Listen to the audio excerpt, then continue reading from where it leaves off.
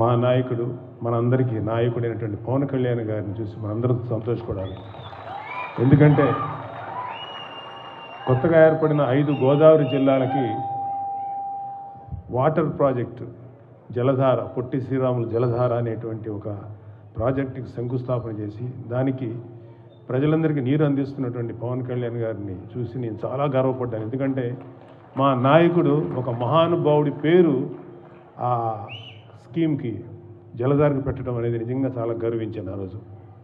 అదేవిధంగా ఆయన ఒకటి ప్రపోజ్ చేశారు, రేపు పోలవరం ప్రాజెక్టుకి పొట్టి శ్రీరాములు గారి పేరు సూచించారు. బట్ కూటమిలో ఉన్నాం కాబట్టి అందరి యాక్సెప్టెన్స్తో ముందుకెళ్ళాలి.